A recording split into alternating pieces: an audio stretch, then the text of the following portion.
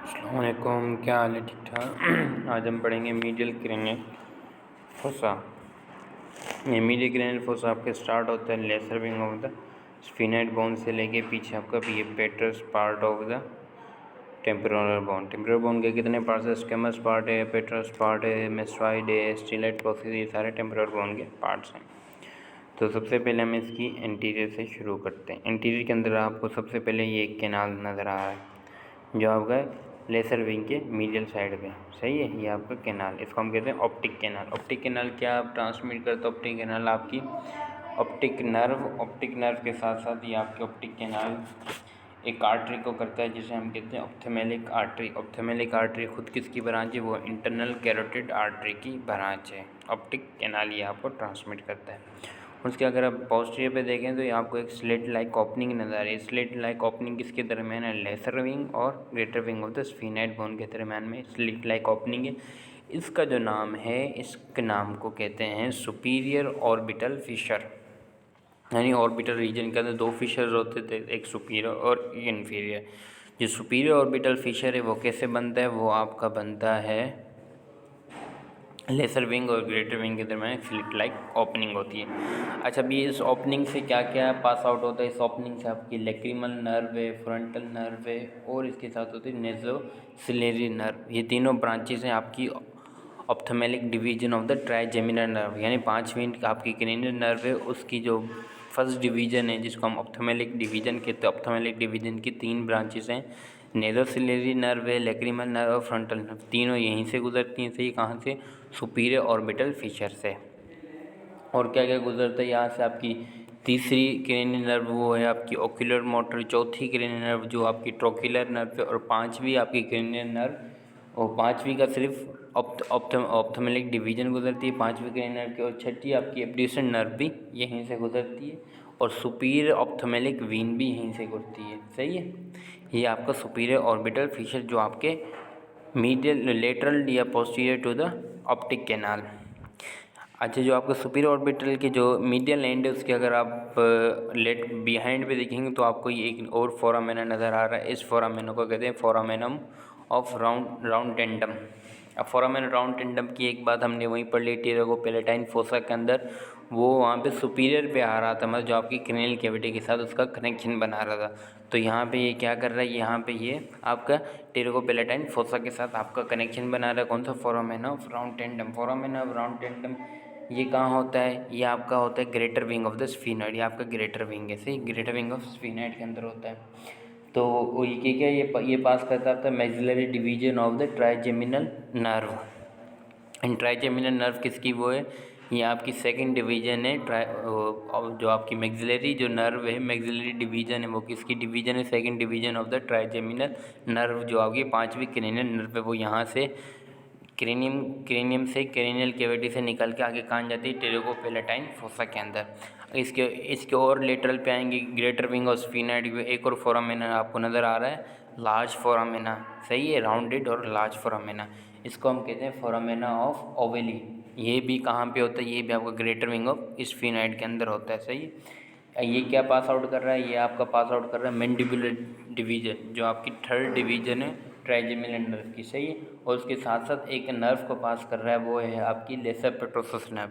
अच्छा देखो, फोरामेना round tandem से तो वो आपका जा रहा था टेरागोपेलेटाइन फोसा के अंदर, ये आपका जाएगा लेके मैंडिबुलर डिवीजन को इंफ्रा टेम्पोरल फोसा के पास। सही है, इसके और अगर लेटरल पे आए तो हमें एक और फोरामेना नज़र आ, जिसे हम कहते हैं फोरामेना ऑफ स्पाइनोसम।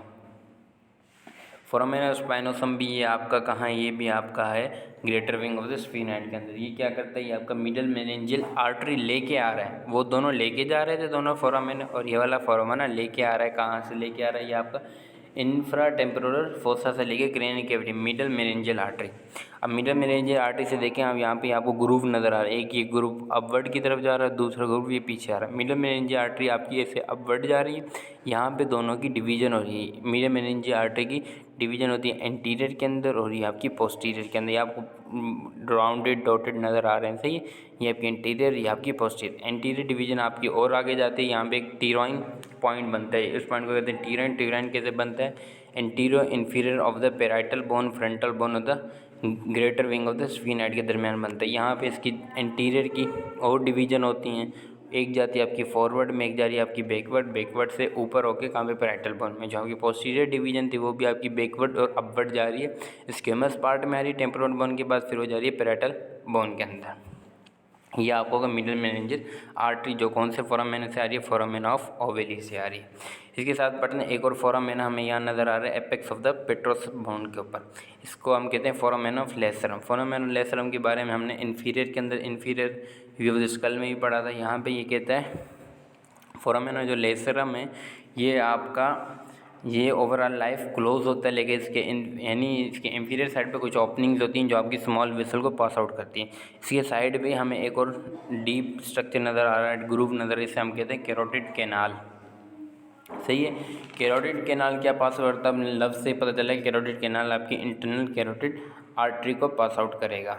सही है, ये पास आउट करेगा यहाँ से, मतलब यहाँ से आपकी इंटर कैरोटिड आर्टरी आपकी नेक रीजन से क्रेनियल कैविटी के अंदर आती है। फिर यहाँ से कैरोटिड कैनाल आपकी यहाँ से आएगी, यहाँ से ऊपर जाएगी, यहाँ पे स्फीनाइड बॉडी के पास आएगी, यहाँ पे आपका कैवर्नर साइनस के साइड पे होगी, फिर यहाँ से ये घूमेगी इंटीरियर कैनाल से मीडियली घूम के वापस पीछे आ जाएगी। यहाँ पे फिर इसके आगे डिविजन्स बनती हैं।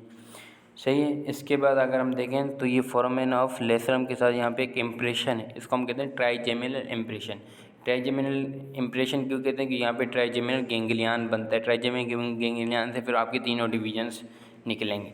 फिर यहीं पे आपको दो ग्रुप और नज़र आएंगे, ये एक ये ग्रुप और एक ये ग्रुप। जो ऊपर वाला ग्रुप है से ये आपका ग्रुप है फॉर द लेसर पेट्रोसस नर्व, और जो आपका नीचे वाला ग्रुप है वो आपका ग्रेटर पेट्रोसस नर्व।